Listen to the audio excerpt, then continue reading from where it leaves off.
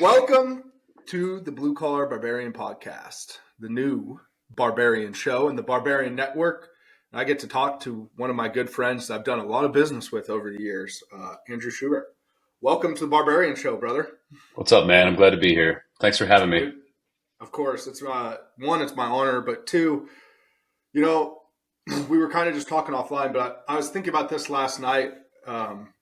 It's funny how our circles accidentally have crossed in business and in social media stuff. I don't know. It's been like 5 years, 6 years even. Back when I was doing Kong and back when we were both freelance photographers for other companies creating content. Remember your photo days of stuff? Like the dude that hunts, wasn't there? Yeah, man. Yeah.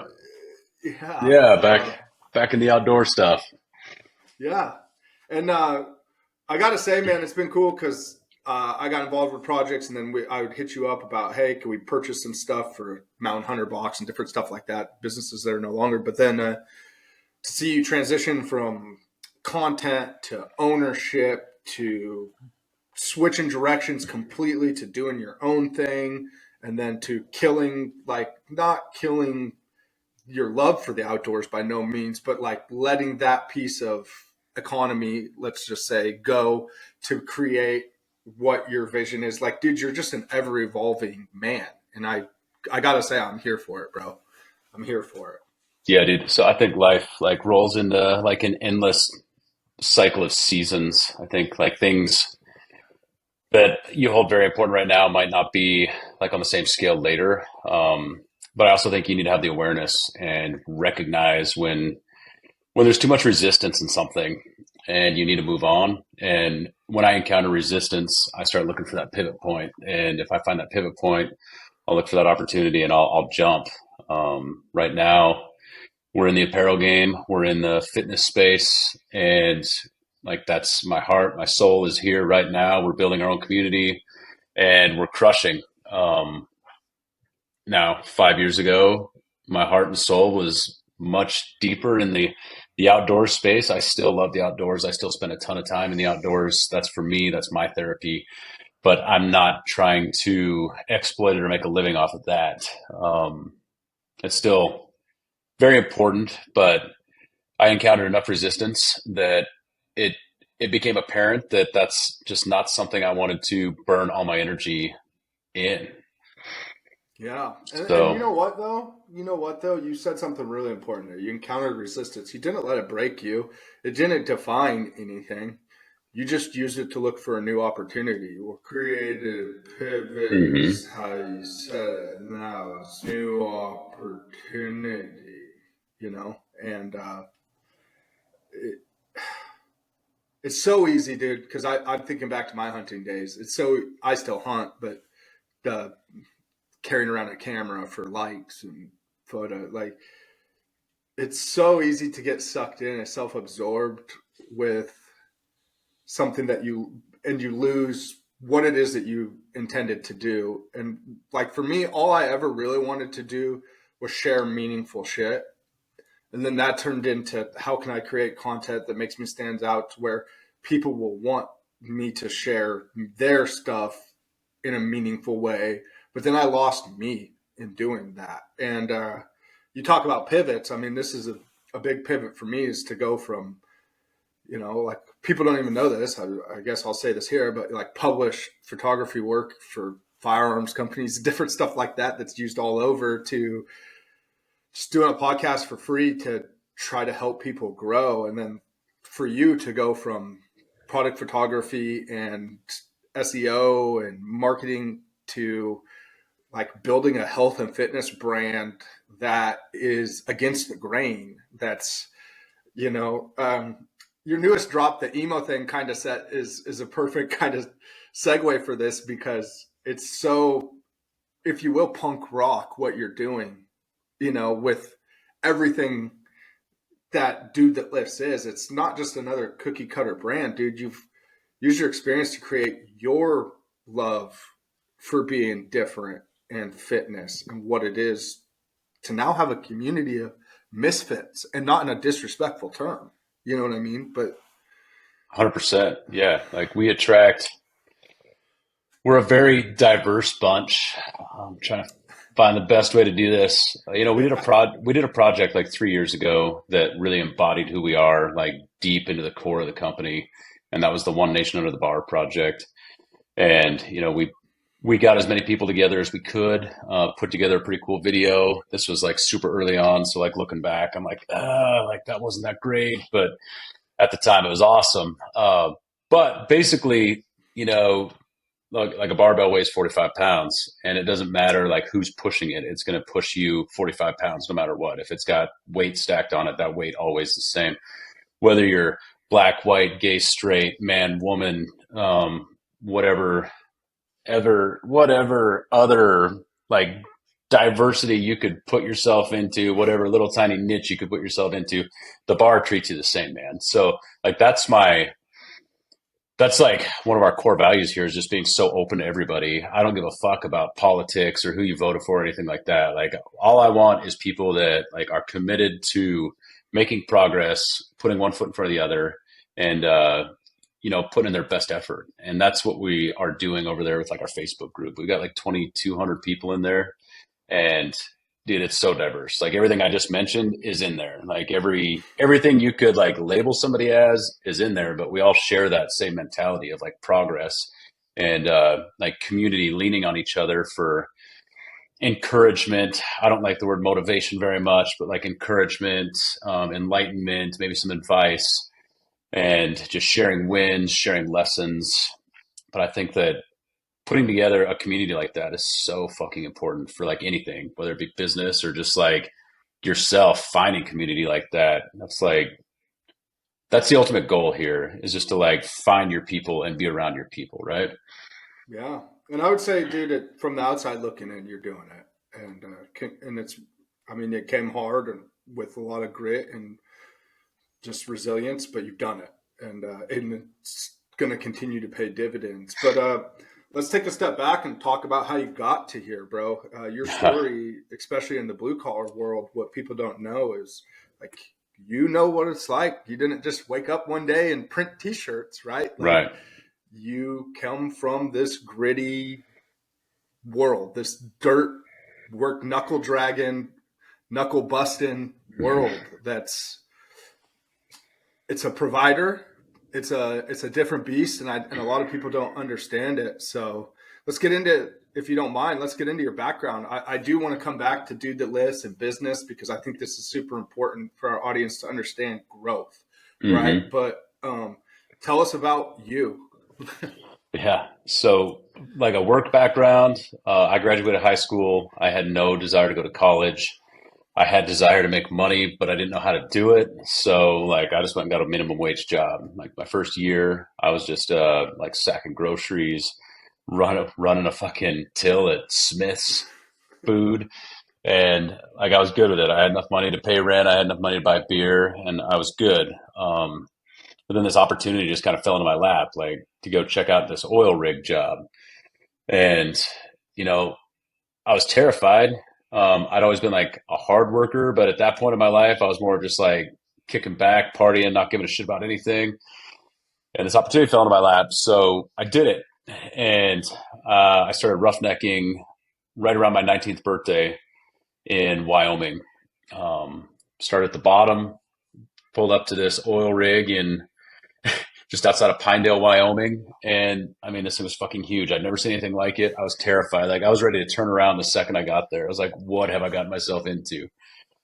Um, it was week on, week off at that point. So this was like the first time I'd ever traveled away from like all my friends. Like it was just a complete shock, complete change. But I went out there, I worked a week, and I was the bitch, the lowest guy on the totem pole, and I was treated as such. But I'm stubborn. So I did what was required of me, tried to learn a little bit, didn't learn very much because it was so overwhelming. And then I got to my week off, and at the end of it, I was like, I don't know if this is for me. And then I got that first paycheck. And You it's were like, ready. all right, this is for me. So, that lasted with that company for a year and a half. There was no promotion there. Everybody that was on that rig had been there forever and wasn't going anywhere. So I just kept working the same position, but soaking up as much as I could, learning as much as I could, and just doing everything I could to be the best in the position I had when I'm looking across like all four crews out there. Like I want to be the best. I'm going to be the best at working floors, right? And like that work ethic of just wanting to be the best in my position is like ultimately what led to everything I have now. But we can like get to that in a minute. There was a day where I saw like the head supervisor of the rig. He was a consultant. He had his like super luxurious camper on the edge of location. He'd have his wife, his kids, his dog. Like he didn't do anything, man. And times have changed, so like that's not the way his position is anymore. But that motherfucker wasn't doing anything. He was just hanging out, and he was making more money than anybody on location, like period, by like an exponential amount. And so I'm like, I want that guy's job. Like, what do I got to do to get that guy's job? So I set my sights on that within the first year and a half, like that guy's job. And that was kind of my focus the whole time. Like, I want to work my way up. I want to hit every position. And then ultimately, like, I want to ascend into this position and have this guy's job and make that money. And that's what I did. I ended up quitting that company, went to another company, a much bigger company that allowed promotion. I worked my way all the way up through that company, and I just had that same mindset the whole time. Like, all right, every time I get a promotion, like I must be the best in this position. And like I'd work my way up, and then boom, like the oil field is pretty volatile when it comes to the markets. And when the real estate crashed, the real estate bubble burst and everything in '08, the oil field followed right behind it at the beginning of '09, and everything went to shit. So like I'd work my way up, and then boom, started over, and then started working my way back up, and then I got even a little bit higher than I did in '08, and then boom, like 16 happened, and the oil field bottomed out. And it's like every couple of election cycles it gets like really nasty. Yeah. So I worked my way up, and then boom, it fell out again. But I didn't fall as far that time. Like it was, like that. It's not linear progress, but if you zoom out, like it's pretty linear. And then after 16, 17 rolled around, things started picking back up. And in 2017, I got that guy's job, and I had to quit this company I've been with for 11 years to take that job, which is consulting, which is absolutely no job security. There's no insurance. There's no retirement. There's no benefits. There's no nothing. I just write an invoice and I get paid, and then like everything else is on me. So, um, but I did it. That was my goal, and that's what I did. So in 2017, I took that consulting gig, and then had that until COVID, man. And then boom, there it goes again. And I got laid off in April of 2020. But I am doing some consulting again. I ran from it for a few years, and I went back just to really, for me, it's easy money. I'm good at it. I enjoy it when I'm not forced to be there. If I have to be there, I don't enjoy that job. But if I choose to just go out there, man, I do enjoy it, and I can like be very authentic and not feel like I'm forcing my time out there. I've never had a better time in the oil field than I have for the last year.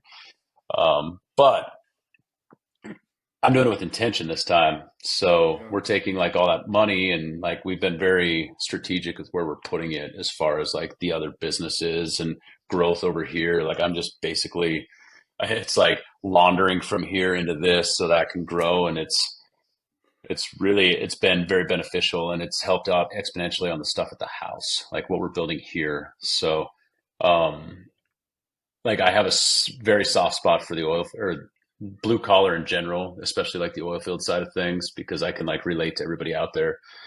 But I am quitting 100% in at the end of June. I'll be done out there. We've done what we needed with this little round out there, and like we're pouring the gas on everything we have here, and it's there. So yeah, June will be my last month over there, and I'm super excited to see kind of where life takes me from there. But So talk about um, what that's like for a second, because for our audience, I don't think a lot of people realize. So I ran crane, taxi fleet crane for around the oil field. So When you're talking about being a consultant, I'm fully aware. I mean, that's the job to have on site. Hmm. Like, you might not have insurance, you may not have other things, but when I was there, I think I want to say 14, 15 consultants were making like 1,400 a day. You Yeah. know, So when you look at like, like your regular, hourly employee over there, or even salary employee, but like an employee, every company I was around capped out at around $700 to $800 a day. Like that's like you could work your way all the way up and then work another 4 years to get like level one pay, but you're at $800 a day. And it doesn't matter how fucking much or little you put into it, like that's what you're making. You could work, yeah, right? And then you go to consulting, and like, I don't usually talk about money, but just for the sake of people in here, a lot of people are scared to death of that job security, but it doubled my pay, like over doubled my pay. I yeah, get somewhere around like $2,000 a day when I travel, and that makes it, worth it for me to travel. yeah, Um, it also makes you realize like how much you're worth when you're not over there. Like your time, I know what my time broken down per hour is worth, right? And I don't like throw that in people's faces, but I'm also very aware of that when I choose the things I'm going to do or the things I'm going to like get myself into. But you know, And more importantly, dude, for a second, I wanted you to touch on that because people need to understand that there is more. Like, there's so many people making 300, 400 a day, thinking like this is baller. You have no mhm, idea what's out there if you open your eyes and right, expand your horizon. And this is not to be all about money. And like you just said, you could care less hmm, about the money aspect of it, but this is about you and what you got inside. And for our audience, like, listen, this is about understanding what you are truly worth and what you can truly accomplish if you get out of your own way. Because you get front sided, and these companies are going to talk to you like, you make $600 a day. That's plenty of money. What could you hmm, want more? Like in running cranes or whatnot. Like, you might make $1,000 a day before taxes with your package with the union, blah, blah, blah, blah, blah. But there's dudes that you're watching fly over your crane that are going to lunch in Vegas on a $25,000 chartered flight that are making 6 grand an hour for hmm, their time. You know what I mean? And this is not to be about money, but this is about ambition, and it's understanding that $400 or $500, as great as it is, or $200 or $300, that's a stepping stone. You're hey, I'm not taking away from those people, but if you want more, it's out there. You just got to open your eyes. You know? yeah. And I So love I love how you're saying money's not like that important because I do agree. Like, there's so much more to this than money, like the fulfillment and everything. And like the further I'm pushing myself away from like that job, the more I'm like very deeply in tune with that. But I think like the goal for all of us is to like it should be to reach our potential yes, and to have somebody else. My issue with being an employee, and don't get me wrong, the world needs good employees. We have to have good employees. You have to. We cannot operate without good employees or like really good number twos or whatever. yeah, But that's not for everybody. And for me, like having somebody dangling a carrot or having somebody like, over the top of me saying the shit that you were just saying there, like, why would you want more? Why would you even think about that? Like, you have this. Like, that's like a whole nother level of like external ego projecting to you that you don't need, man. And yeah, that's like being your own boss. Like, if anybody watching this is like just thinking about going out on your own, if you can make it happen, like do it. There is no greater freedom than like taking something from your brain, making a living from it, and then watching it come to life. Like there's yeah, no greater feeling in the world than like manifesting a dream. But yeah, I think I think from a money standpoint, like the goal from just like basic money, like you should be focused on trying to make fuck you money, whatever that looks like.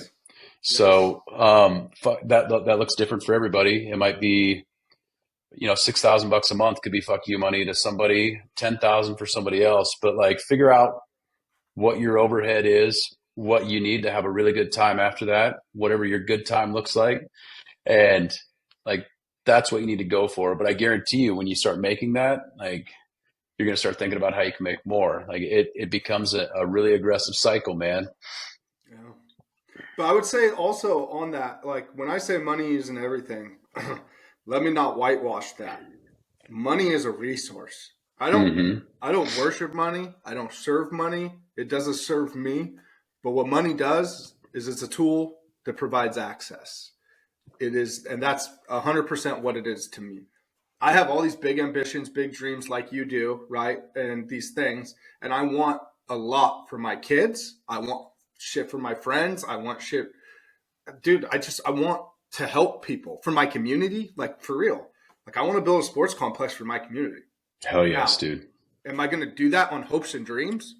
No, I'm No. not. No. Unfortunately, that has to be a tangible aspect called money. But what I can do is I can keep in mind that that piece of paper is not what I'm subservient to, but my ambition and this passion and this character and this resilience that I've built and this thing that I am and I'm becoming and this ability to create a residual income or create atrocious amounts of income to create obscene amounts of access and incredible amounts of experience for myself and other people. That's what you should be after.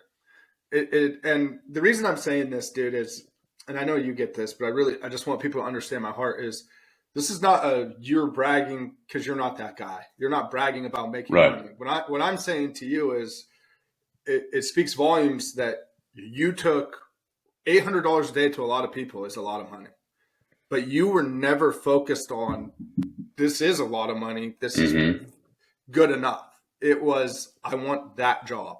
And I've worked around it to know at the time, like I said, I don't know what you said 2000 now, but at the time I remember hearing guys making 1400 as a consultant or whatnot, or whatever that, for some reason that number's in my mind. But at the time I was thinking 1400 a day, and you start doing the math when these guys are on rotations at 21 and 2 and stuff like that. And you're like, oh man. And then I know some of these other characters that are like, yeah, I worked 6 months and made 350. Hmm. And I'm like, man, I worked 12 months and made 80. Yeah, man. Yeah. you know, Yeah. so it's not about money by no means. It doesn't the money doesn't make you the man that you are. That's what I'm saying. But it does allow you the access that you want. And quite frankly, like I'd love to call you up and be like, the plane's waiting. Let's go take care of business rather than, man, I don't know how I'm gonna. They raised my electric bill again, bro. I don't know how I'm gonna make it, which is the current state we're in. So I just want to, more than anything, I just want to encourage people to like, don't forget you can do more, you are capable of more, and you deserve more. More than anything, you deserve more. You know, just want to Yeah, drive that man. home. Oh man, I'm feeling it. Like I hear that. I hear that. And I heard your emotion there. Like I'm just kind of soaking it up there, that last Uh, bit, man. Soaking it up. But um I do want to reiterate that that money I make is in exchange for time. I didn't really mention that, but that money you're making as an hourly employee, as a consultant, whatever, like you are exchanging time for money. So you got to like really put that in perspective too. There's a lot of things you have to like think about in this journey of what the fuck do you want to be, right? yes, And you.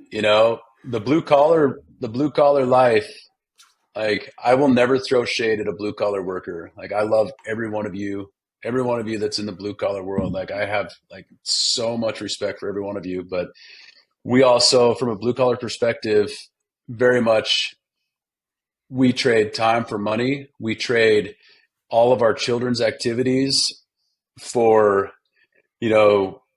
the income to provide. So we miss everything. We miss everything. You miss the band concerts. You miss sports. You miss um, weddings. You miss funerals. You miss all of it. But your family is very well taken care of. And at the end of the day, you're absent, but your family is flourishing and getting a life that they could have never dreamed of without this. It's a really hard thing to balance, and whew, man, this is getting deep. it's it's difficult, and like my heart's not there anymore.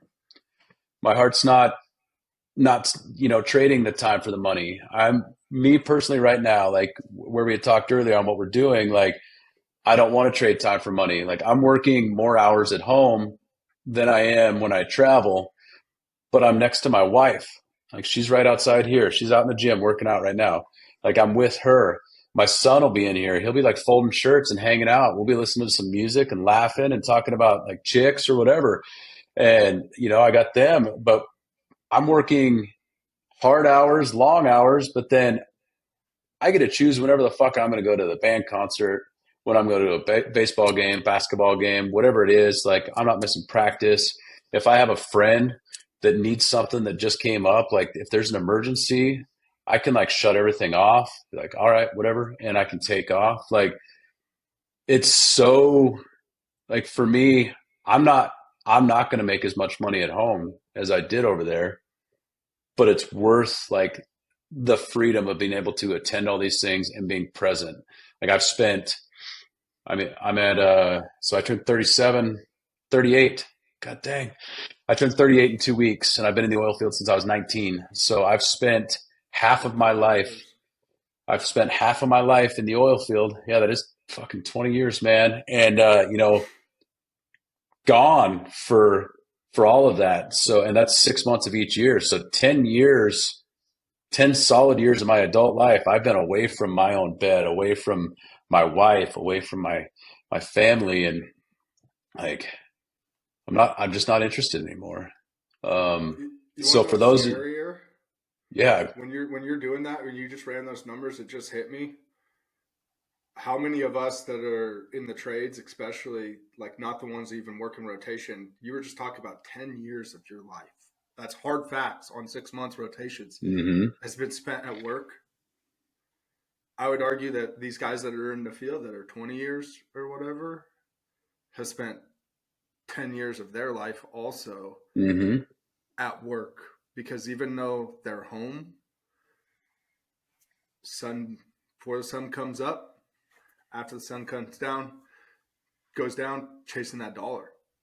16, 17 hours, come home 8:30, 9 o'clock, kids are already in bed. What you yeah, just said man, resonated with me on such a deep level, because let me tell you what I just experienced for the first time. And I've been a dad, both a stepdad and a dad, for 9 years now. And I just went to my first ever parent teacher conference with my little girls.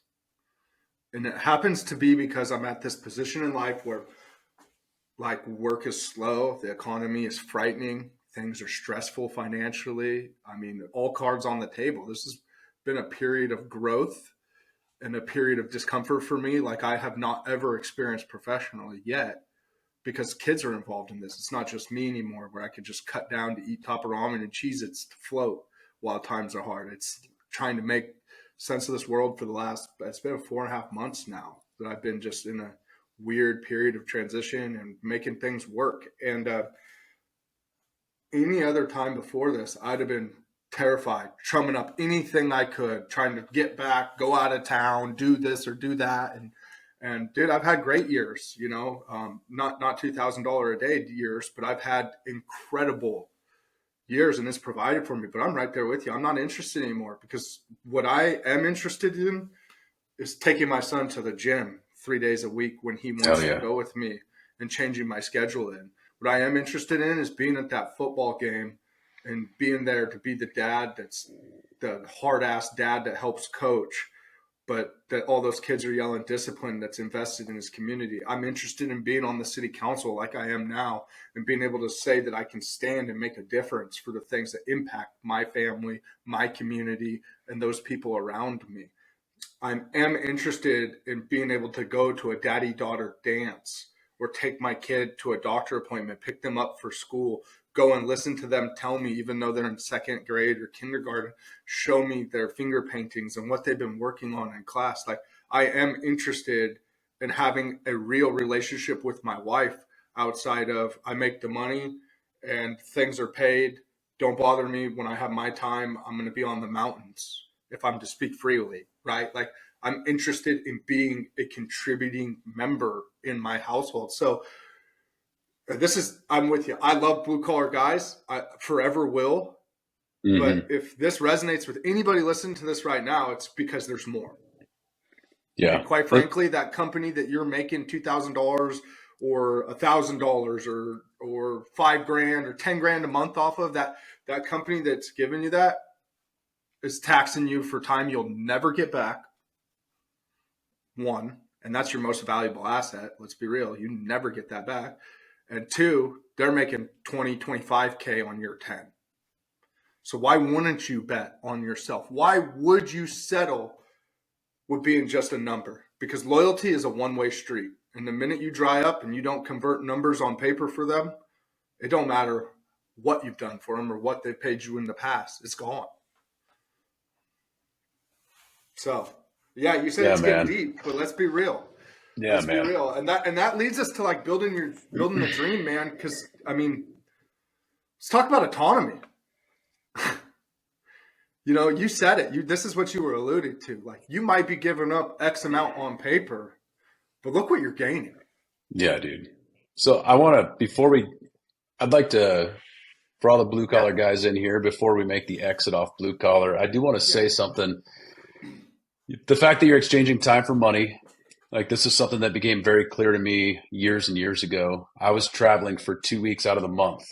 No matter what, I was leaving my bed and I was going to another state to go work, and I was making whatever money I made while I was over there. And it was just 2 weeks. I could either be making floor hand wage or I could be making consulting wage. But it was the same 2 week period. Didn't matter which position I was working. Like, if you are sticking with this path and this blue collar in the trades, whatever job you have, you need to realize that your day, you need to be focused on making the most of you can in that one day or that 2 weeks or whatever it's going to be, because it's the same amount of time as the other guy has over there, right? Like, a lot of people get like hung up and they're like, just like you had said, I'm doing good. And like, I'm not interested in just doing good. Like, if I'm going to be gone for 2 weeks, it has to be the most fucking profitable 2 weeks I can possibly do. Like, and that's why I chase this. There's not another job over there. Even if I was to move up one more position, if they were to offer me a raise or offer me a promotion there's only one position left. But if they offered me that position, it's like so negligible. Like, I'm there. So I don't have to like feel any regret about being there when it comes to like what I'm making, because I've done it. So if you're committed to this blue collar trading time for money, just focus on, with your skill set, what's the most you can make. So that way, like, your time, I don't know if it's worth it, but it's more worth it. Yeah. And on that, don't worry about any of the wish-wash noise. Your peers right now aren't going to be your peers 10 years from now. I mean, yeah, absolutely. It's so easy to get caught up worried about what people will think about you taking the risky move or going after this job. Why would you leave a tower crane and get out of cranes when you're making 100K, 150K a year? I've been doing that for the last 3 years. I've made 200K a year for 3 years. Like, why would I? Because there's a guy out there doing $1 million a year. That's why. And because 5 years from now, when you're still making 200K, I want to be making 6. I want to work from home. Right. I want my kids to go to Disneyland or to whatever that looks like for you. It doesn't matter. Like, that's why. Your why will never be somebody else's why. So why worry about what they think? Nobody else gets a vote, man. That's it. Nobody else's opinion fucking matters. Like, you got to follow your gut. You got to follow your heart. Yeah. And, we're conditioned to like always seek approval from other people. That's just human nature, and it's bullshit. Like, nobody else's opinion can dictate your well-being or your mental health. Nobody in the fucking world, not your wife, not your kids, nobody except for yourself. And, I've had people ask me those same questions. Like, well, why would you quit that job? You've got the security. I'm like, because I want more. And then when I got that job, when I went consulting, then everybody's asking me like, is it worth it? Like, fucking right, it's worth it. I would have done it. Right. And then I get that. And like, people, so you're actually making more money, like, after taxes and everything? I'm like, yeah, like, as a business owner, I pay like the same dollar amount of taxes that I did when I was making half. Like, the percentage dropped in half. Like everything's great over here. Like, what are you waiting for? But then now on the flip side, when I'm like, financially here with that, and everybody out there now knows like, nah, fuck it, I'm done in I'm done in June. Like, you guys can fuck off. And Yeah. they're like, how could you do that? How could you, there's plenty of work. They keep me there as long as I wanted. But they're like, how could you walk away from this? I'm like, because I don't fucking want this anymore. Yeah. Like, this is more important to me. So this is like the seasons I was talking about in the beginning, man. Like, you find the stuff that like really matters to you. You talked about using money as a tool, and that's exactly it. Like, that's my whole intention of going back to the oil field this time, was to use it to bolster up what I had started building in 2020. And that now that we're there, like, we're running with it. So, um, you know, for me to like start the Dude brand, I think I'm going to kind of breeze through a couple things here, because I don't want to get hung up on some of the silly stuff. I've had like a significant mind shift since 2020 that's helped me like really work through some stuff. Yeah. But I got laid off in 2020, and at that point, I was co-owner of a supplement company. I thought that, well, that's a cool opportunity. I had all this oil money, so like, why not just buy into this company? You know, I believed in the company at the time. I was using their products, and then the opportunity arose for me to buy half of it, and so I did. So when I got laid off in 2020, that's where my focus went. I can't sit idle. I'm not good. No idle hands here, but like, I'm not good sitting. Like, even if I'm not like, working or like really working, I'm like doing the work up here somehow. But that became my hyper focus, was this supplement company. I'm not going to mention any names here, but Yeah. the supplement company. And I became hyper focused. And when I got my focus on that, we started growing it. And I didn't have a job, so I took over like everything. And I was doing fucking everything. And we were growing and growing. And I was starting to hit like creative fatigue. I was starting to hit fatigue with everything we were trying to do, because there was so much. This company had no structure, had nothing in place. And I didn't have any experience. So I'm just winging it and building it. And it's working, but it's taxing. It's fucking exhausting, man. So what ended up happening is, fast forward into probably, well, it was the end of 2020. Like, towards the end of 2020, I realized, like, dude, I'm putting in so much work here and there's no return. Like, it's not paying. It's not looking like it's going to pay anything. We're like upside down on shit.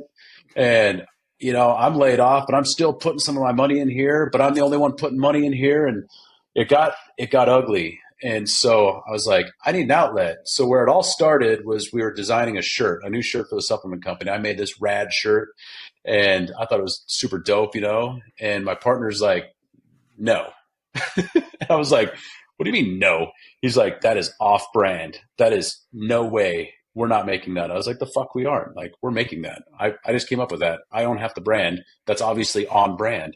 He's like, no. So I was like, I'm making the shirt. Yeah.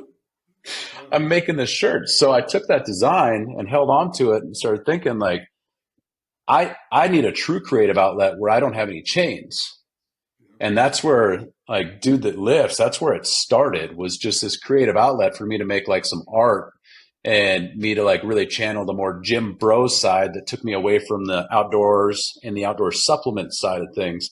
And, cause like, being laid off in 2020, I had my garage gym, and like gym bro 100%.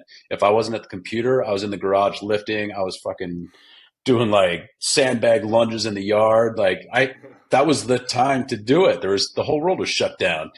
Yeah. So I did this, this creative pivot into Dude That Lifts, and it took off.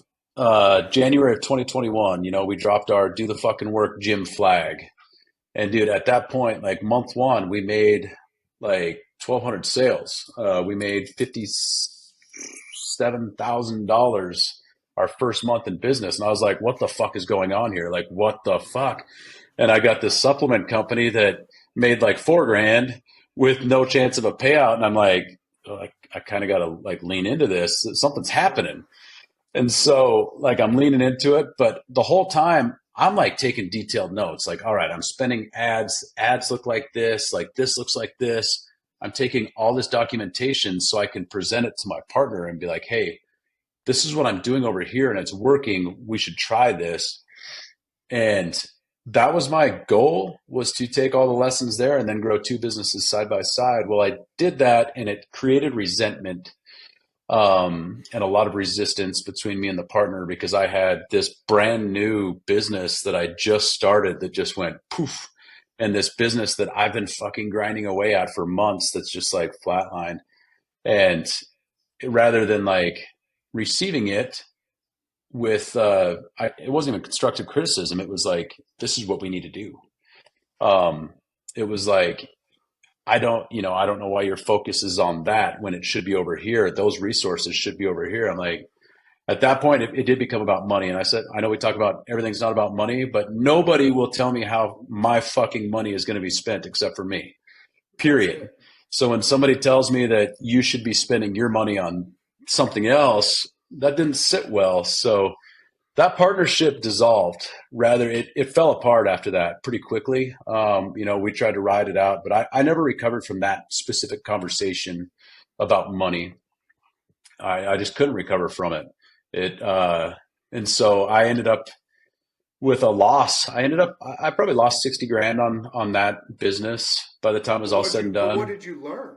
I learned everything. And this is where like the mind shift I had told you about, as I was going through all this, I had a lot of resentment and a lot of anger, and just like built up just animosity, right? Which all that was doing was, it was just fucking with me. At the end of the day, it was just, I was holding on to that for no reason, but to like keep that fire going. And when I started shifting my mindset, I joined Rob Bailey's CCV group month one when he first started it. And that I couldn't have joined at a better time. Like he had just launched, but like some of the things he was talking about was very specific to like what I was feeling at the time. Like he was on a live call and I mean, he didn't know I was sitting there. He didn't know what was going on in my world, but he's like yelling into the camera, like, you cannot waste your time on resistance. If you got resistance in this, that, if you've got a business partnership that's giving you resistance, fucking leave. And I was like, done. I did. Like then it was the next day. Like that was it. But I was able to like change my mindset around everything. Like, all right, I'm going to lose all this money. Like I had invested this much, that's gone. But you know, the amount of knowledge I gained about how to handle expectations in a partnership and about how to handle business in general, and how not to do business, worth it. I would pay somebody 60 grand to teach me what I learned from that 60 grand. You know what I mean? So, when it's an investment on myself. That was a huge investment on myself. And I've done some other dumb investments on myself that I've learned from. So that's something like very important to think about. Like these little losses or huge losses, setbacks, like, I like to just call them fuck ups. Um, there's always something there to learn, and like you'll come out on top every time. You fuck up, whatever, you can still take the knowledge from that and come out greater, smarter, faster, wiser, whatever you're going to be. But you have to take inventory on what happened and learn from it. You can't hang on to it. You can't like hold that resentment. I didn't forgive my business partner for like the ringer that he put me through all of that as we were dissolving the company and all the ugliness. I held on to that for way too long, probably a year and a half. So we were probably in a 2021, like maybe 2022, the beginning of it. And, I was at church, and my pastor was up there and he was just talking about forgiveness. And I had that aha moment, I felt like he was talking to me. A good preacher can talk to everybody in the room, but he was talking to me that night. And I believe Jesus was talking to me that night, but telling me that, you don't have to tell somebody you forgave them. You just have to forgive them in here. Like you don't have to go make a big deal because that's for them. Like, but for you, you need to forgive them in here and let it go. And I cried that night at church, and I forgave two people that I'd been holding on to some ugliness with for a long time, and that was life changing right there. So, man, it got deep again, but That's how Anyway, it's supposed to be, just to be yeah, clear. And I'm going to step in here for a second because forgiveness is essential. And the fact that you did that, I mean, that's a testament to your character, one, but it's also freeing, hmm right? And if we're to be honest about it, and maybe not in that kind of an extreme, but we've done things in our life that have set people up to be in that same kind of shit spot with our behavior. In whether it's our parents or our spouse or girlfriends or of the past or friends of the, in some way we've done something in the universe that, let's be real, we need forgiven. And yeah, how can dude. you expect to, regardless of the scale of that, how can you expect people to give you grace if you can't observe grace for others? And it's funny you say that, man. Like, I'm going through some shit with my my dad, and I'm in that same sphere you are. I just excuse me. I woke up a few months back, and I cut my ties with my dad. For those listening, I've never shared this with anybody, but except for people that know what's going on with me. But like, I cut ties with him, just like, I don't hate you, but I don't want anything to do with you. You're poisonous. You're toxic for me. Da da da da da. But it's come to me in the last couple months. Like, I forgive you. I'll never forget certain things, but I do forgive. And but like you said, it's funny. I literally, before this podcast, was having a conversation with my aunt, his sister, today about, hey, I forgive him, but that's for me. hmm I'm not going to tell him that. I'm not going to do this or that. It's not this. There needs to be no spectacle, no nothing. Like, I hope he wins. I hope he succeeds. I wish him very well, and I forgive him. But outside of that, it is what it is. Yeah, And there's a lot of freedom, like a lot of load that come off my shoulders being able to say that out loud. Like, yeah, I forgive yeah, you, dude. because it's Like not going to define me no more.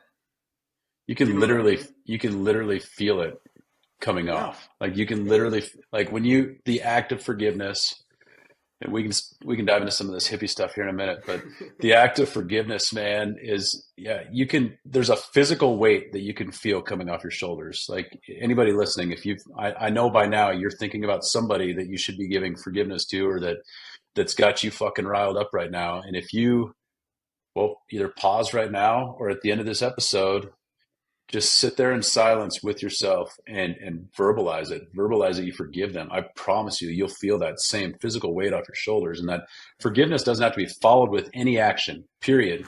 Forgiveness can be as selfish as you want it to be too. Like it's for you.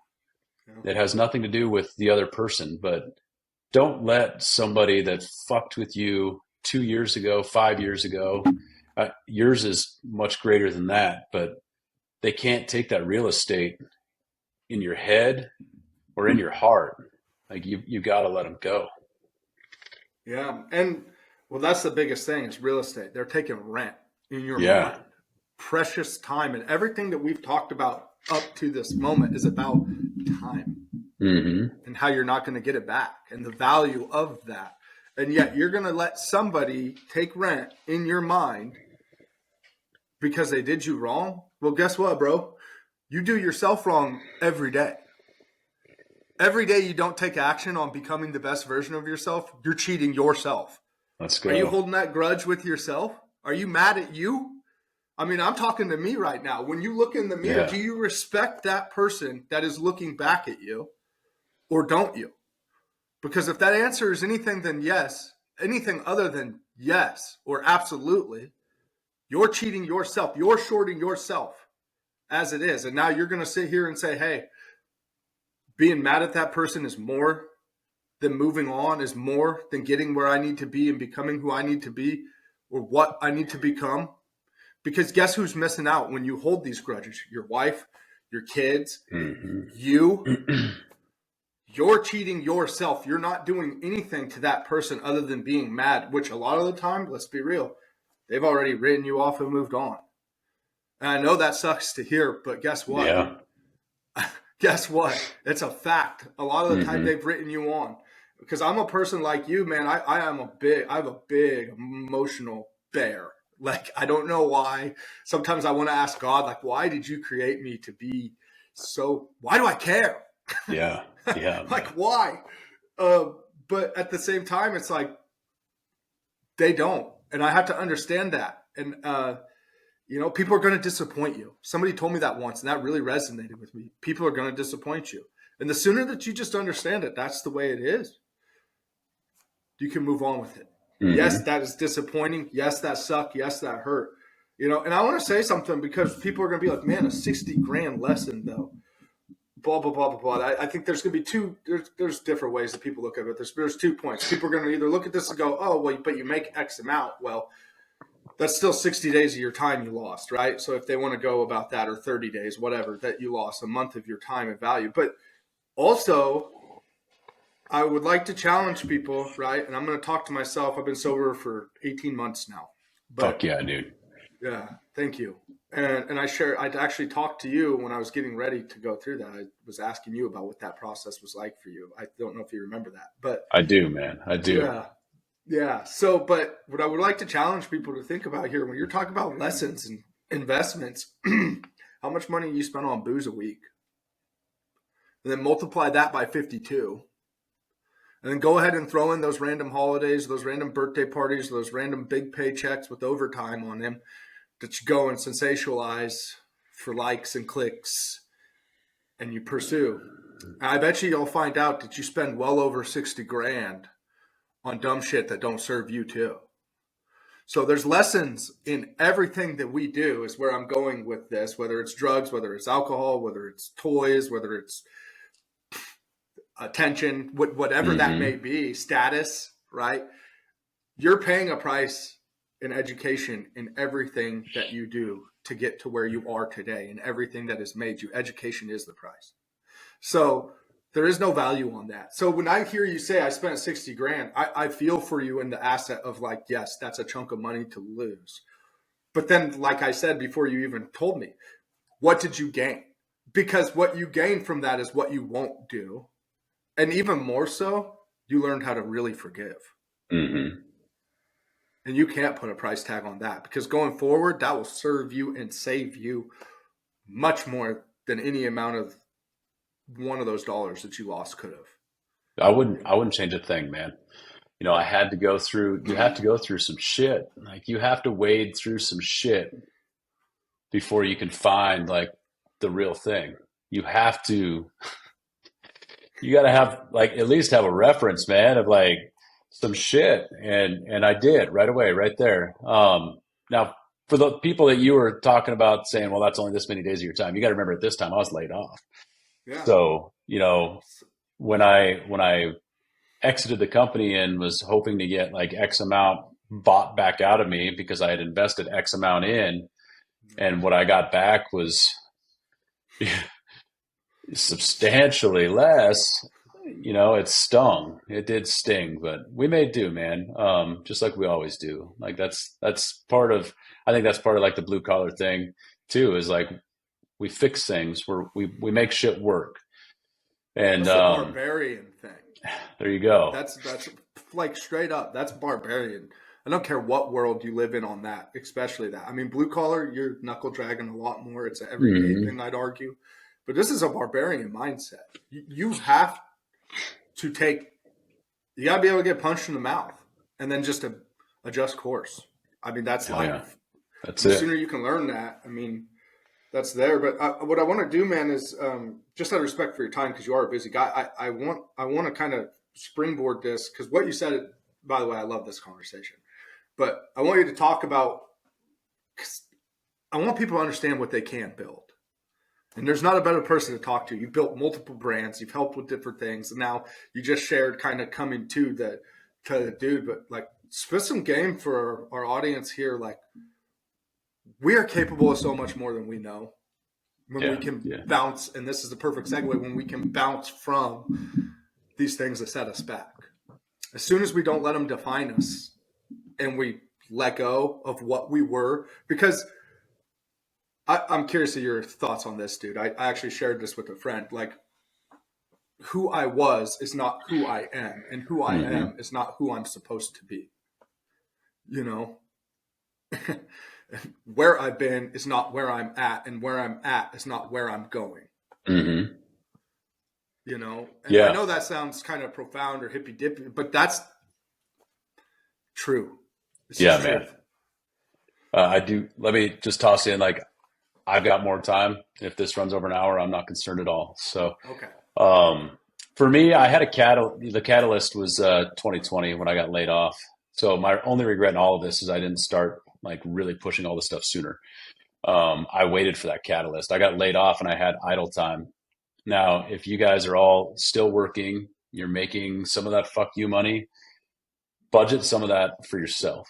Like invest in yourself, not like party money, not like toys, nothing like that. Like invest in yourself, whether you join a mastermind group, whether you buy a domain and start, deciding what you're going to sell, whatever it's going to be.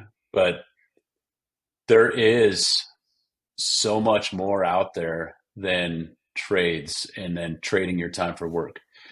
For like I said, for me, I waited for that catalyst, and I had the catalyst. I got laid off, but I mean, how much more could I have built had I, you know, believed in myself before that? So like, don't discount yourself and wait for like a defining moment. You don't need a defining moment. Like the defining moment can be right fucking now.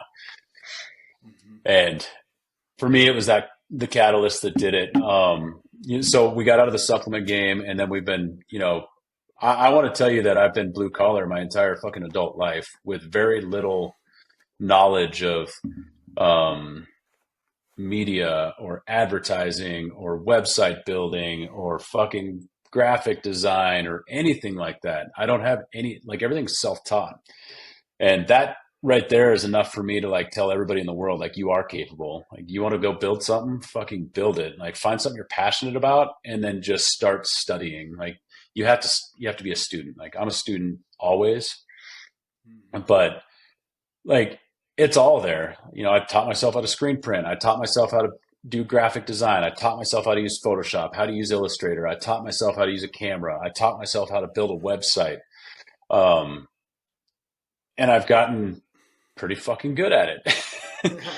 So, everybody's always worried about like, well, I'm not going to be good at it. Well, you're fucking right. You're not going to be good at it, but you're never going to be good at it if you don't start. So you have to start somewhere. Like if I was to rewind and show you my website from 2020 when I turned it on at the end of 2020, it was trash, man. It looked like something you'd see like straight out of like 2004 when you're on what was that, like Lycos or AOL. whatever. Yeah, AOL, like some of this old trash, like stacked up. It looked like garbage, but it started to convert. And then as time went on, I continued to optimize. And now I have like a super clean website that looks really fucking good, that converts really good, that we drive a ton of traffic to. So, like, just believe in yourself and invest in yourself. That's like the biggest thing you can do if you've got that fuck you money is just budget on yourself. I've never lost money investing on myself, and I consider that 60K like an investment on myself 100%. But whether it be a mastermind group, I've gained so much from a few groups I've been in. There's going to events, there's just hell, just like self-care, like silly stuff, going to the gym, like investing in yourself is incredibly important when it comes to all this. And then believing in yourself. Like none of us, from the outside looking in, when you look at like, a fucking hands-on industry, like anything blue collar, anything of that nature, or you could really like take any industry, white collar, whatever, and put people into a box. Like this is every single person in this industry like thinks like this, acts like this. This is who they are. Everybody over here is this way. And like they're inside that box, but you're not. Like every one of you is an individual with your own like dreams, goals, ambitions. But so many of you stay in that fucking box that the world puts you in, and you don't have to stay in there. Like there's no like actual walls on this thing. Like you can walk out of it whenever the fuck you want. And then we do the same things with ourselves. When we hold ourselves back, we build the walls, but it's like right around our head, right? We build a prison around our own brain that holds us in this box. And that's like the ego. Our ego is there to keep us alive. It's not there to help us win. It's not there to make us dream. It's there to keep you alive in the exact state you are today. You've lived every day until this point, so why the fuck would you change anything? And your ego is going to tell you that time and time again, like, but you're okay. You're okay. Things are okay. Why would you want to go do that? Why would you think about starting a business? Why would you want to go to like this retreat? Why do you want to lose 30 pounds? Like, you're alive.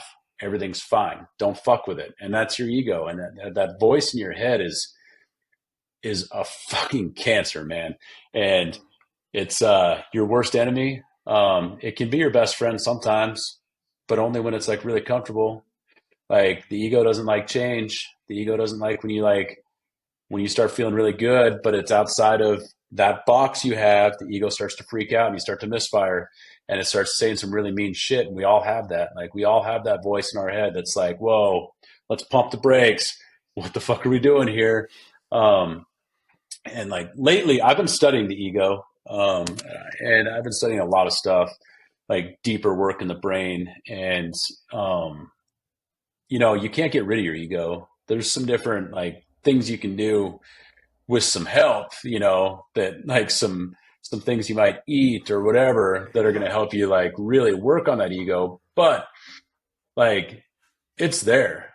Even if you have an ego death experience with medicine, with plant-based medicine, it's still there. You can't actually kill it. You can like make it work for you, but you can't kill it. And you need to be able to recognize it and just kind of use that as an ally. Like when you recognize it, when it's saying, "Hey bitch, like stop, like what the fuck are you doing? You're not worthy of this." Catch it. Don't let it keep saying it. Just catch it and be like, "I hear you. I hear you. And I acknowledge you, but I am worth it." And like say it and believe it with conviction. And fuck, there's no ceiling.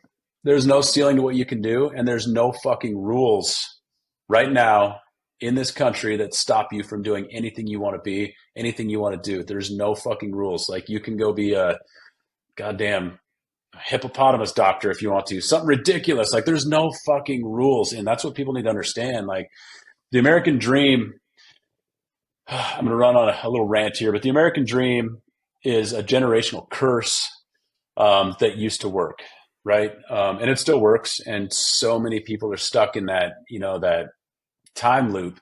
But the American dream is to get out of high school, either go to college or fall into a trade. And you're going to then get your job. You're going to buy a house. You're going to find a wife or a husband. You're going to start a family. You're going to buy some shit that takes all of your money, so you're living just above it, and you're going to put some money into retirement, and you're going to work your entire fucking life, and you're going to spend all this time trading your time for money, and then you're going to turn 65. You're going to make a little bit of money back, not enough to really fucking do anything cool, and then you're going to die, and you've then wasted your 50 best years of your fucking life chasing the American dream, and like. The American dream for me is like, man, I don't want to say it's like dead, but I would love to see the narrative change. Like for me, the American dream is to break that fucking wall and become whatever you can become, whatever you want to be, like 100% authentic to yourself and chasing that dream. And none of us are stuck in our trade. None of us are stuck in anything. Like that's your ego. And if anybody could take anything away from this, like, just get out of that box any way you can, whatever it is, even if it's just to get that promotion, like we talked about, going from hourly to a consultant, because your ego will stop you from that too. That motherfucker was fighting me the whole time. Like my brain was just like backfiring, just like going out of style. But like, there's no rules, there's no ceiling. Like everything is up to you, and you can do whatever the fuck you want. Yeah. Dude, I don't. This is a God thing today. I mean, you've hit now on two things. The forgiveness thing, I literally had a conversation with my aunt this morning before this podcast. And then guess what book I started today, ironically? What's Ryan that? Halliday's book, Ego is the Enemy. Yeah, man. I'm not shitting you, bro. Yeah. I started it today. Yeah, let me show you. I'll show you the one I'm on. Oh, it's not up here. I'm reading. I think it's The New World, or I think it's called The New World, and it's all about ego too. But I'll check that book out. You're reading Ryan Holiday. Yeah, I'll get with you afterwards and Hell yeah, It'll get dude. you up. I'm But like, dude, I'm studying that ego so much just because like I finally got awareness to like that's what it is. We talk about like imposter syndrome or that little bitch voice or whatever, but no, like the definition of all that is ego. It's your ego, all of yeah, it, like that negativity in your brain. That, and then for people that are like, I mean, it can go as bad as depression and like suicidal thoughts. Like that's your fucking ego. yeah, it's funny too because when you're getting ready, like in my position where I've been telling you about, like there's no fulfillment in doing the crane thing anymore. It's not that, I mean, I've enjoyed it. I'll always respect it. I love those guys. But if I remove like I'm a crane operator from the conversation, or the idea of running big badass machines, I could give a shit less. Like as soon as Yeah. I remove the attachment of what it is or what comes with that and looking at that, I realize it's entirely ego that's kept me there. Being able to, I make this much money. Not that, even in a braggy way, Hmm. just in the comfort of my own heart. But how much money could I really make? What if I would have bet on myself and went all in on this media shit 5 years ago? I bet you, I bet you then, because I had it then on the side, if I would have invested, I would be 10x what I did in the Hmm. crane game. I guarantee it, because I had the drive. I'm like you. I have that fuck you, I'll figure it out Hmm. attitude. But I let my ego talk me out of trying. And I let it kill me in the sense of I never took action. I dreamt and I Hmm. dreamt and I dreamt. And that's what you're saying. That's why I almost hate the word the idea, chase your dreams. No, fuck that. Be about your ambitions. Fuck yeah. You know what I'm saying? Like, because your dreams are just that. It's a state. It's a, Hmm. I could. There's no action element. Nah, man, I want to hustle. I want to be a man of ambition. Like, that's the action element of dreaming. It's you know what I'm saying? Like, and that's where we get stuck as men, women, humans, providers, whatever it is, whatever you want to label yourself, like for this instance, like you get stuck without action because you're afraid of what that looks like. Well, what if it doesn't work? What if it doesn't? But what What if, if you die and you never experience what could be? yeah, what if it does? Yeah, Right? what if it does? I mean, but for real though, I want people to ask themselves that. Because if it does work, I bet you on a lot of your dreams, I bet you don't worry ever again. If it works, Yeah. right? Like Right. if you could commit to the plan. Like, dude, I hate running, and and you know about my fitness journey because I've worked with your company. I'm one of your Hmm. ambassadors. But I I hate running. I hate cardio. I've never liked it. That's my least favorite thing in any sport. I just don't. But you know what I like knowing is that when my mind tries to tell me to stop now, I go harder. Hmm. Like, period, the end. Like, my life might be in disarray in two people, like in a career aspect right now, and trying to figure out what I am, where I belong, what I want to do next, and where I want to go. But I've never at the same time been more alive because the minute something is hard, I attack it. I'm serious. I attack it. If I wake up and 10 miles is on my brain, guess what I run? 10 fucking miles. Because when my body tries to tell me to quit now, I just go.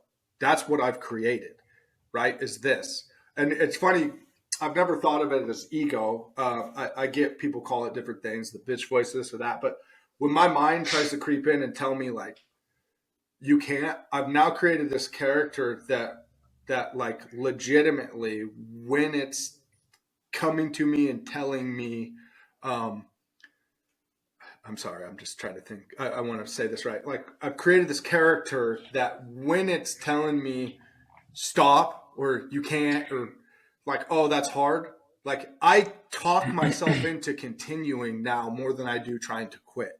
Like, I've almost reversed this. So, like, 2 weeks ago, I just shared this last night. And for those on the podcast that hear this, get over it. You're probably going to hear it 100 more times from me. But it was 4 weeks ago now. I woke up on a Tuesday morning and I was like, I've never ran a half marathon. I'm going to do it.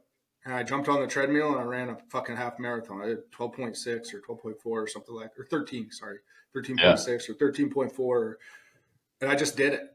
just to do it. And I never felt more alive because I'll be honest with you. The first 11 miles of that 13, I tried to talk myself into quitting every step. I had everything that you could imagine for 11 miles come through my head. You have nothing to prove. I hurt.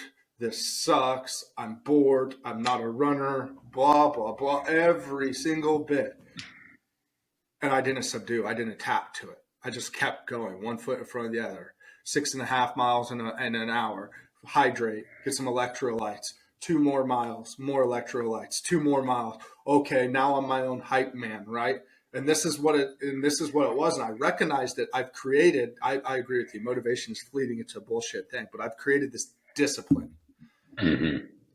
And this is where, when we talk about levels for these people, and hey, I hope you guys are taking notes right now, because we're giving you some shit that should cost you hundreds of thousands of dollars, right? But literally, when you can create this discipline to become the character that you think you are, or that you want to be, that's in your heart, you can do anything, because your mind's going to tap before you will. Your mind is going to try to subdue you and tap. But guess what? Once you own your ego, or you kill it, it's not ever really gone. But once you own that space, you run the fucking show. And your body will fall. Your mind will subdue. It might, for like that 11 miles. It fought me. It was punching me, sucker. It beat the piss out of me, bro. But guess who won? I did. Because at 11.1 miles, that motherfucker realized I'm doing it. And it just started to encourage me, and it started to believe in me, and it turned the fuel on, and I went, and I didn't stop, and I accomplished it.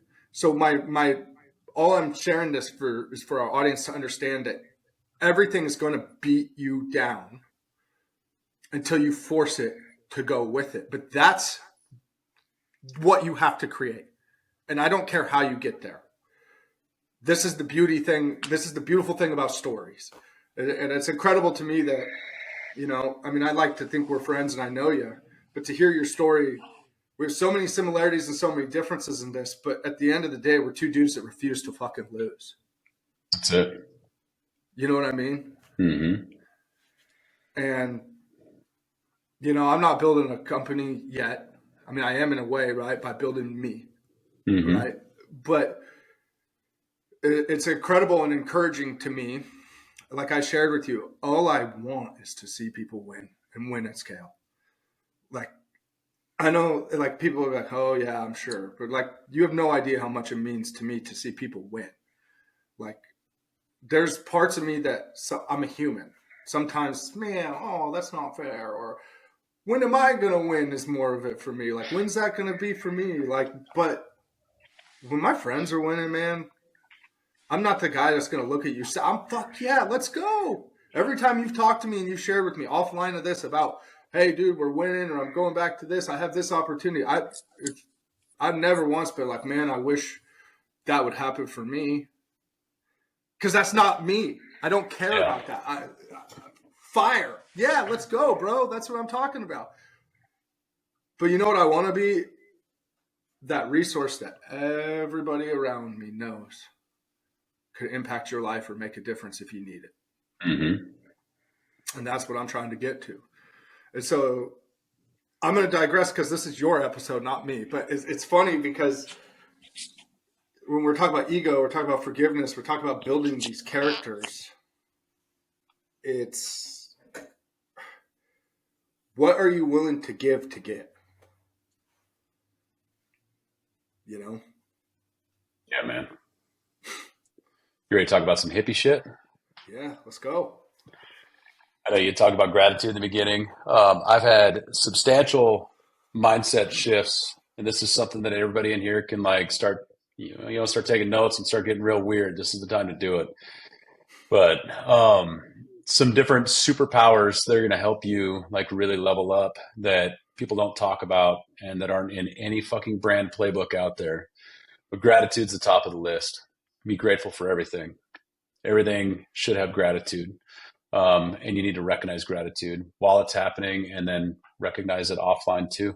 So when something happens, something that actually makes you stop and be present, Like you need to be grateful for that because we're busy people. You got a lot going on, but when something happens that actually stops you in your tracks and makes you present, you need to be grateful for that. But gratitude is something I've been leaning into so heavy, probably for the last year. And I could show you, like I told you, this isn't in any playbooks or anything, but I could show you like metrics from where we've started gratitude, where everything around me has started to grow. Yeah. Business, relationships, everything has just like, and it's maybe not linear, but god dang, it's like it's doing its thing. And I owe all of that to gratitude. I do daily gratitude every day, like intentional spend time in gratitude. And I also like catch gratitude. And if you ever see me like just like stopping and like looks like maybe I'm having a heart attack or something, I'm just like I'm feeling it, and I am just accepting it, and I am like feeling gratitude in the moment. That's like the biggest superpower I could ever give you is gratitude. And then some of the other things, and this is like I said, none of this is in a playbook or anything like that, but like the universe is always fucking listening, and you can look at the universe however you want it to be. Like I've had some people that are like, "Well, don't you believe in God?" And I said, "Yes, I believe in God." Well, how can you talk about the universe providing? And I think that the God and universe really to me is the same thing. The Almighty, like the everything, it's the same playing field. So if I'm like the universe gave me this, like really, I'm saying God gave me this. I feel that they are the same thing, and I know that that might be contradictory to some written word or anything like that, but God is the universe, in my opinion, and the universe is always listening. So you had talked about people that are like, I kind of wish I had that, or why not me? Like everything that you said there is words coming from a position of scarcity or lack. People living in scarcity or lack and saying negative things, and the universe hears everything that comes out of your fucking mouth. Everything that comes out. That's even worse than the shitty thoughts in your brain is what comes out of your mouth, because the universe hears that, and then it'll keep you in a perpetual state of whatever fucking scarcity you're in. But if you're operating out of gratitude and you move your thought process and your verbiage to abundance, the universe listens to that too. And you talk about how great things are. You talk about you're grateful for this. This is great. Like I woke up today, the fucking greatest gift of all. I woke up this morning. Like start your day off with that. If you don't know what to be grateful for, just like start with that. You woke up, right? You're breathing. You have lungs. You have a heart. You have like these things that are working for you. Start with like super tangible things like that. But you start saying that stuff out loud, the universe is listening, that you're grateful for everything you have, and you're going to start getting more and more and more. And like, I am the firmest believer in frequency, vibration, and where you operate, the universe is going to meet you and give you more of. So if you're in an abundance mindset, if you're in a state of gratitude, you're going to get more things that keep you there. Now, where people will get really fucked up is when you start seeing that happen. So I'm living in abundance, right? And I'm focused on it. Well, boom, got 86 orders yesterday. Like considerable amount of stress. We could be down there being like, what the fuck are we going to do? We don't have like the resources. We don't know what to do. Or I can say, thank you. This is what we asked for. I asked for it with my fucking mouth. I asked for it with my heart. And now I'm going to give it everything I got. And we're going to figure it out. And we're going to operate out of abundance at that point and make shit happen. But if I was to yesterday, like panic and like go back into that, that mindset of scarcity and lack, like we can't do this. If I was to say that out loud, like I can't do this. I don't know how to do this. Well, motherfucker, I'm going to lose all my sales. And I know this sounds hippie and I know this sounds so far fetched, but if anybody in here is listening, start doing this and report back to me in 3 months. And I guarantee you'll have a significant change in your life. I guarantee you'll see changes, even if it's just a better mindset, better attitude, but you will have a significant change in your life if you start doing these small things daily. And these are habits that I picked up that I just focus on: alignment, frequency, and gratitude. That's like three things that are just, they create a superpower. And like, you cannot be ignored by the universe if you're living this way. Yeah, and I think watching people that win and that can push momentum is a testament to this, because momentum goes either coin, whether it's Right. negative events happening to you, or whether it's stacking wins, and then you're manifesting the next win and the next win and the next win. And yeah, Mm-hmm. you might lose sail and your momentum ball finally gets to the end and it kind of pedals out. But I've also noticed on the other side that you got to understand that life's going to hit you in waves. So momentum is going to be good. There's going to be a flow of good. And then you can expect negative to follow. That doesn't mean Mm-hmm. that you got to fucking drown in it, though. Do you hear me? You can expect that negative is going to follow good, but you don't have to drown in it. You got to understand that good and bad, they both happen. Which one are you going to choose to live in? Are you going to choose to be consumed by what's bad and what you can't control? Or are you going to work on handling what we call in the military terms of your 3-foot world, right? Which is Mm-hmm. what you can tangibly impact. And guess what? The things you tell yourself is something you can't control. And it is hard. Mm-hmm. It is very hard. When the earthquake comes and life is bing, boom, bomb, bing, bang, beating the shit out of you and throwing things at you. And I'm broke and I'm scared of this. And, oh, my kids hate me right now. And I'm not saying this lightheartedly, like these things, they're going to come at you. My relationship's failing, this and that. You could choose to let that be the story, or you could take action to change it. That's it. Dude, And when you're speaking every about gratitude, I agree with it. Manifestation. Let's talk about mm-hmm. that. You have to Yeah. see it. You have to believe it and see it to achieve it.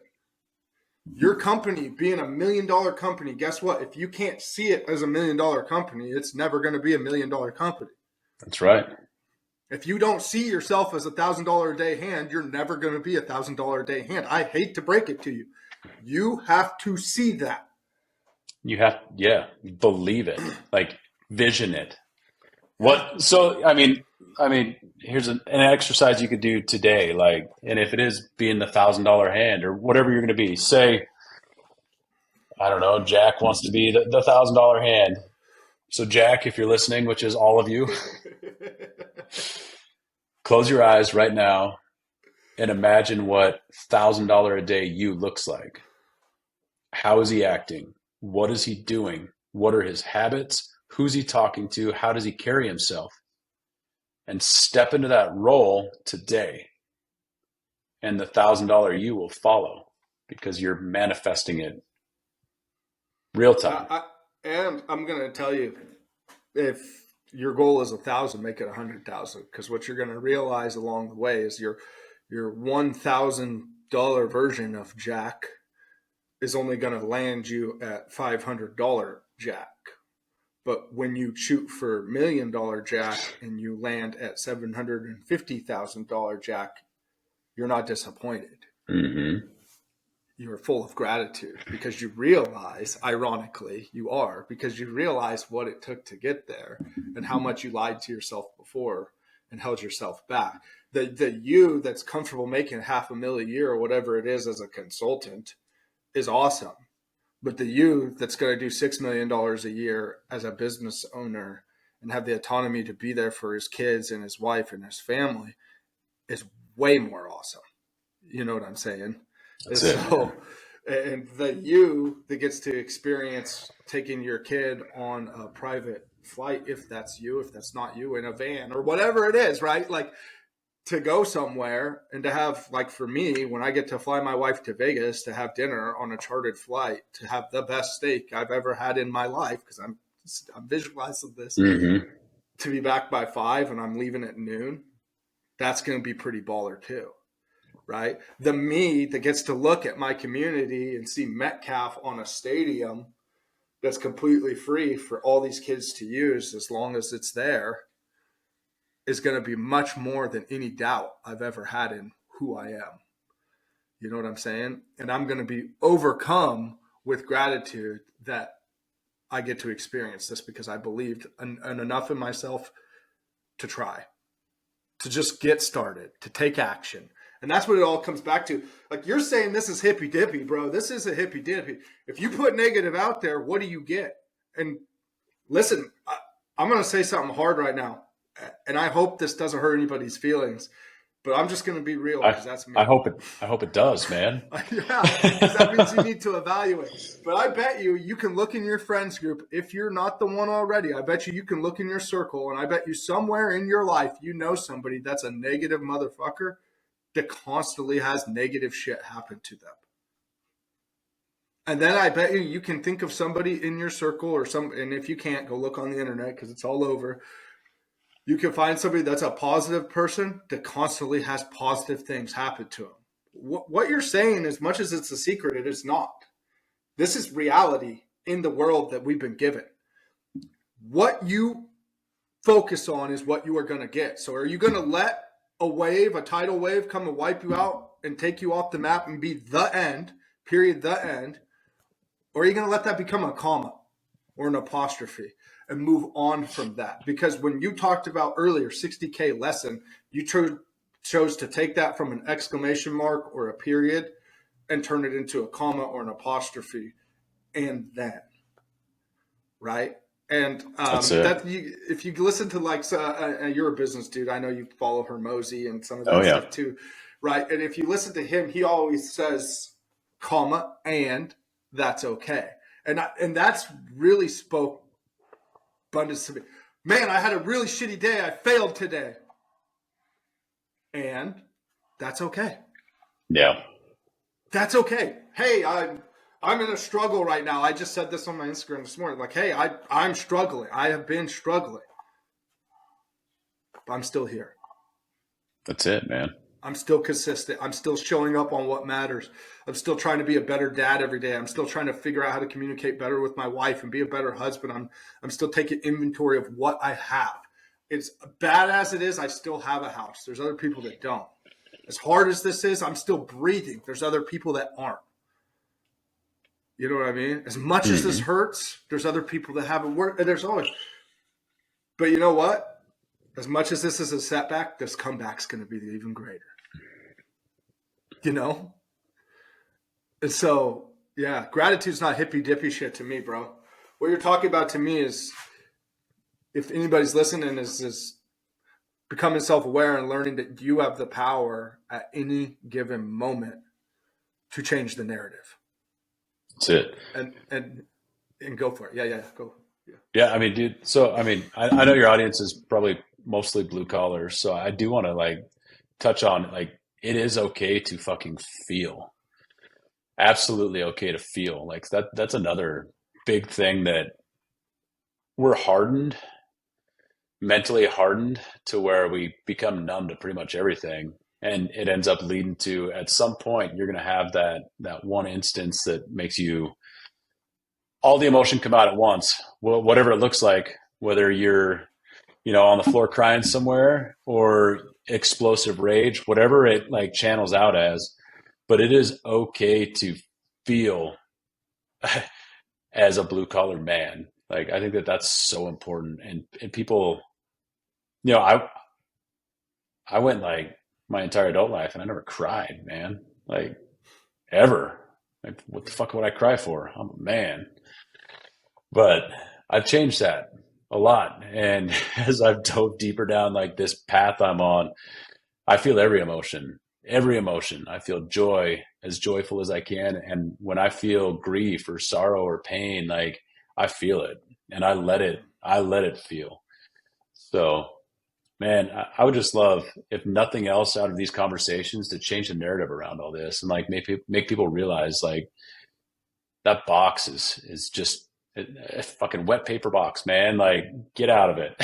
Like, it's okay to be different. You don't have to fit in, and you don't have to stand in fucking line. Like, you are you, and you should be focused on you all the time. 100%.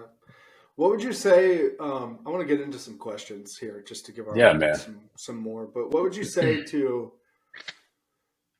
that person that's stuck? They know there's more. They know there's this feeling. You got that warm, fuzzy feeling inside of you that you're not living how you should, and not in the sense like I'm cheating on my wife or I'm doing something dirty, but like, yeah, I make good money and this and that, but that's what I do. I make good money because I think it's really easy, especially in the blue collar world, to get sucked into like, but I make good money.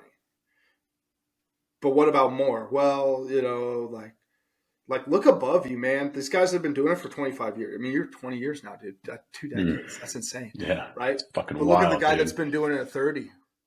Yeah. Does he have a life that you don't, outside of tangible things? Maybe some assets you don't. But he's not any more or less happy than you. And when I look in my industry, that same guy, he makes the same money as I do doing the same shit, only he never capped. He stopped. He didn't transition and go to this. And all these same, not that people are losers, but the same loser mentality, that same toxin is still there. All those guys that are yapping are still yapping.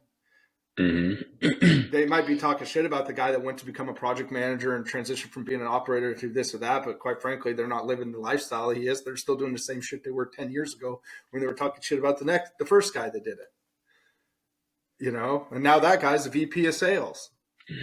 I bet you he's really bummed out that all you operators are talking shit about him. Yeah, man.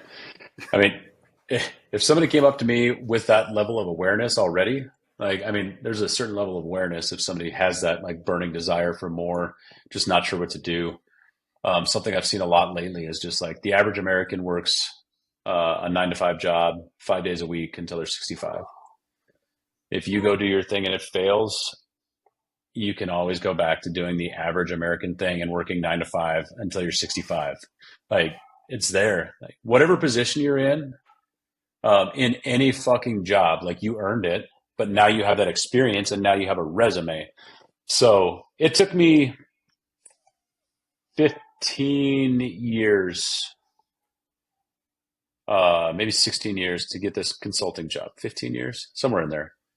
So whatever. It took me a long time to get that job, to build the skills and the experience to get that job.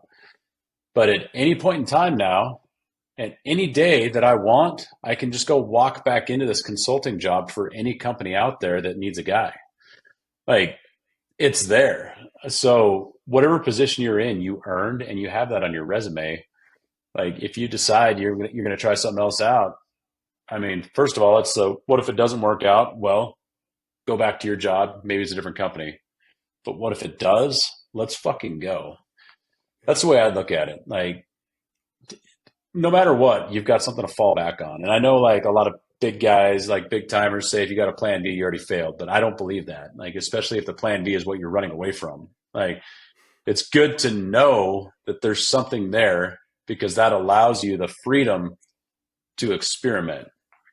If you feel like it's this or nothing, like you're going to be on the fucking streets, that's a lot. Like, that's terrifying. But if you know that like you give this your all, which you still have to give it your all, but you give this your all and it's just not doing what you thought it would, you can transition back into this. But now you've got more knowledge here too, and you can continue to work on this. It's just going to be a slower climb. Yeah. No, and I think it's also like people need to understand that it's supposed to be scary. Mm-hmm. It's supposed to And make you second guess it. It's how else supposed are you to going to make you feel? doubt. How else are you going to feel alive, man? Yeah. Yeah. I'm And not. like you said, though, dude, I love what you said this. What if it works? Mm-hmm. What if it does work? What does that look like? Can you spend 10 minutes of visualization on what that looks like? If you could take 10 minutes of your time and give yourself that ideal. And like you said, like create what it is you would do. I have a hard time with this, right? Because people ask me all the time, but what do you want to do? I have no Mm-hmm. ideas. Serve people. I want to help people. I want to grow. I want to win. I want to help other people win. I don't know what job that is. No disrespect to all the gurus and the coaches. That's just not my thing. I'm not trying to build a community where I'm coaching somebody. That's not how I want to help people win. I'm in the trenches with you, man. I want to help you win by living a life that inspires you to win, by going out there and showing you what's possible when you crush it, like losing 110 pounds, like fighting to have a relationship back with your wife, like fighting to be like putting out this so that other people can, if it resonates with them, can even one can win, you know? how do you put a career on that? I don't know. But what I do know is that not taking any action at anything, I'm never going to be that. I'm never going to get there. So why don't I take a little small step, like you said? Maybe I mean, I don't want to be a personal trainer, but I'll just use this example. Maybe I get my feet wet in it. Mm-hmm. Try it. You know what I mean? Like, I think that, you were talking about church and God, and I believe in God as well. Universe, whatever people want to call it, right? Like, I don't really care about how you label it or package it. Like but I do believe that if you're called, which we all are to something, that doesn't mean that they just drop it on you and you're good at it. I think that a lot of guys, especially in the church and the Christian world, like, you think like, oh, I'm praying, God, show me the way.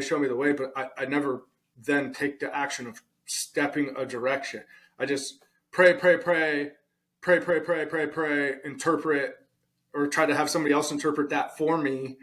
And that, okay, that's the way I go. But the most beautiful thing that God gave you is the ability to try, is the ability to literally take action and attempt something. Like you said, humans are incredible, dude. You could be an airline pilot one day, and the next day you could be a professional rollerblader. Fuck yeah, dude. You could be a hippopotamus vet. There you go, man. Or you could fucking film YouTube videos fishing. We gotta keep that hippopotamus thing going, man. Like, that's the most bizarre job I could come up with on short notice. Yeah. Man, something you said there at the very beginning, you talked about how you're just here to serve. I was actually just talking to my wife about this downstairs. So I'm going to do like a shameless plug here, but we host different retreats and different things and get people together to like really work on breaking down these walls and find your true self. Like that's the goal of these, is to like find vulnerability, find gratitude, and find your true self. But we have one coming up in July, and it's going to be an ego annihilator. Like that's my entire intent for this thing. And like the more I study about ego, like the more I want to share what I'm learning and help people like get beyond this. And we'll have some somatic breath work going on. We'll have it's going to be a kind of a hippie weekend for sure. But I told my wife, like, I want the introductions to be uncomfortable. And she's like, well, how? And I said, well, if I ask you, who are you? You're going to attach a bunch of titles to yourself that aren't who you fucking are. Like, you're a wife, you're a mother, like, but who are you? I want to know who you are, like in your energetic form. And so that's how, like, I'm going to open this up and I'm going to tell people, if you woke up tomorrow and your last 20 years was a dream, everything you have is gone. Your wife, your kids, your job, everything's gone. Introduce me as that person. Who are you? And she asked me, like, well, who are you then? And I said, I'm a servant and I'm a student. That is who I am. That's the two titles I have. If I lost everything and I woke up tomorrow in a fucking trash can, I am a student and I am a servant. And I think like a life of serving is an incredible life, man. Absolutely. Now, if you can make money while you're doing that, fuck yes, right? But a life to serve and help, that's doing God's work. Yeah. What's that look like, though, right? That's the grand question. That's What it. does that look Yeah. like? Because service can take many forms. Mm-hmm. And so now it's just trying to figure out how to apply, in my case, right? Like how to apply the servant's heart to whatever it is I'm doing. So no matter what I try to do, my objective is going to be to become the best at it, to serve the most and impact the most people that I can, whether it's this platform, like sharing podcasts and do shit like that, or whether it's selling cars, whatever it may be, right? Mm-hmm. Like it's going to be to give you the biggest bang for your buck so that when your time with me is something that you'll remember. And like I shared with you before we hit record. Like, listen, I don't care if this helps one person. I don't care if it only helps the person that records this get some shit off their chest, right? I guess. If it does that for you, then I've done my job. Like that, I've done my job. And I learned something from each of these. And what I want people, like you said something there about you're a student, we all are. Every day you wake up, you should try to learn something new.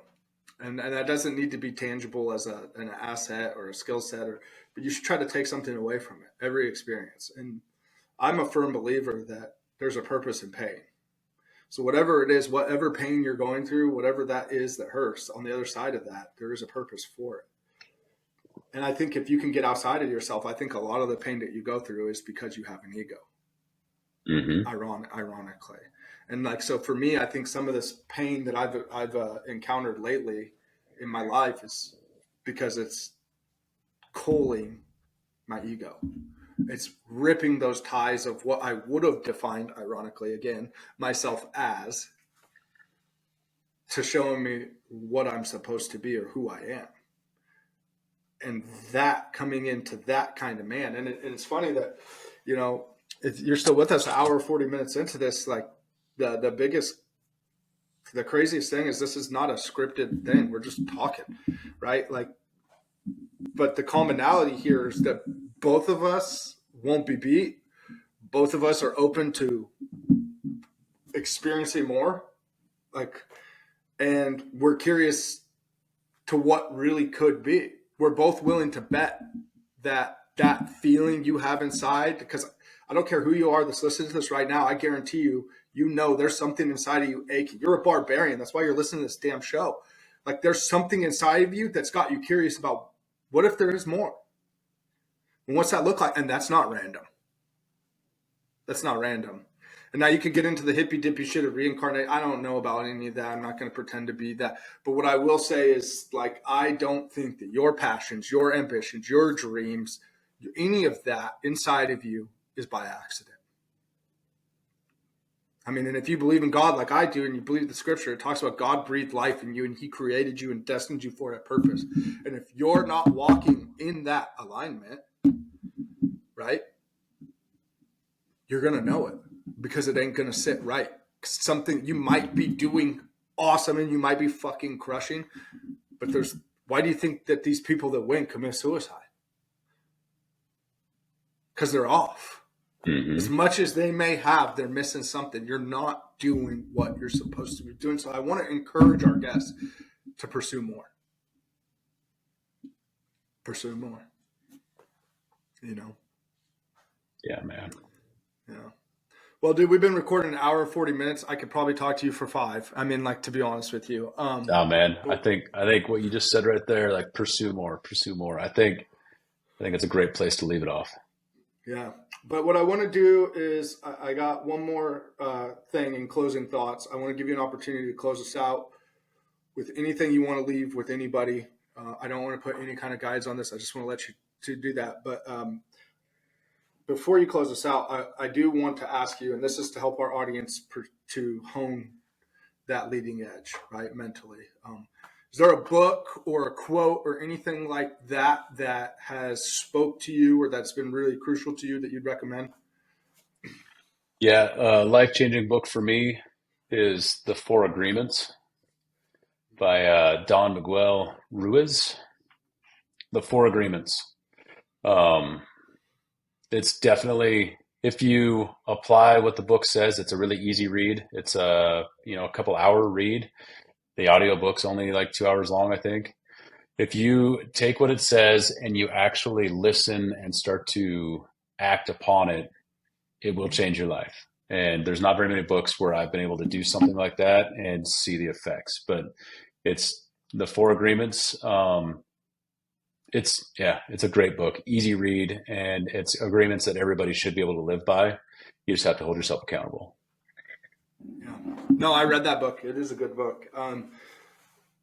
It's a little that people, you say hippie. I don't think it's necessarily hippie. It's going to make you kind of look at that Eastern sphere as spiritual. How's that? Mm-hmm.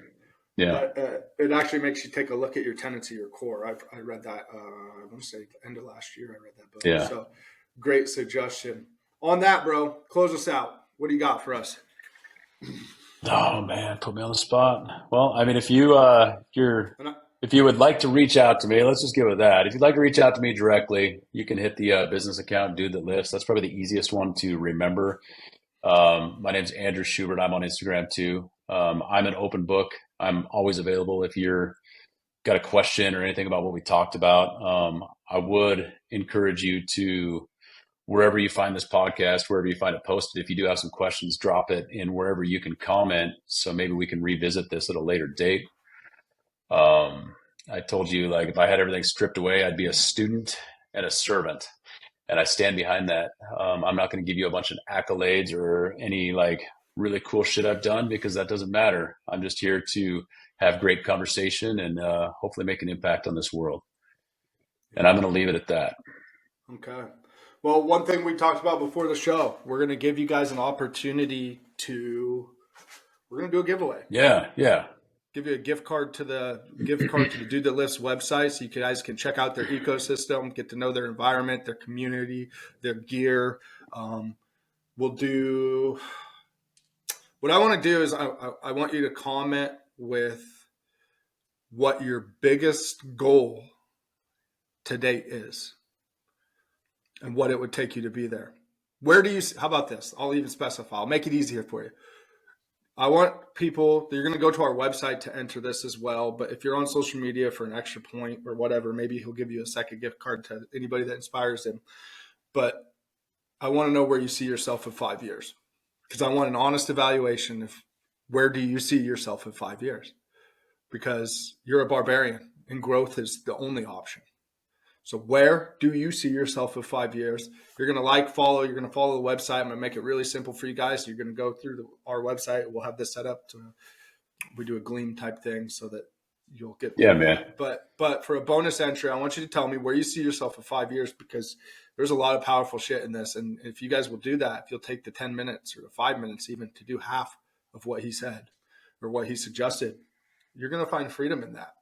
And yeah, let's take it another step further. Whoever you pick as the winner, let's all three of us hop on a call for a half hour. There we go. Yeah, I like that. Now you got 30 minutes of spit game, and the one thing about me and Andrew is like we're not going to pretend to be an expert, but I guarantee you we can fire you up. We can help you create some belief in yourself, and we can answer any questions you may have, because we want to see you win. So I love that. Thank you for that. That being said, Dude That Lifts, the Dude That Lifts of all, do the fucking work, Dude That Lifts. My man, Andrew Schubert, thank you so much for your time today, dude. You want to talk about gratitude and feeling it, man? Like, this conversation needed to happen. This was a God thing. I needed to hear half of what you said today, more than half, and more importantly, our audience needed to hear this. Dude, so thank you so much for taking your time to spend with us today. I really, really appreciate it. Yeah, I'm glad to be here. I really appreciate it. And I appreciate the real, raw conversation, man. I'm feeling it. Yeah. Thank you. Yeah, me too. So please check out Andrew and his company, Dude That Lifts. Please, if you got anything from this, shoot him a message, a DM privately. And just let him know, like, hey, this really resonated with me. I don't even need to see it. I don't care to see it. I know what this did for me. You're talking about feeling it. I feel fuzzy inside right now. I feel inspired. And I want to encourage our audience, man, just go and fucking win. Go and win. All right. And with that, we'll see you guys on the next episode.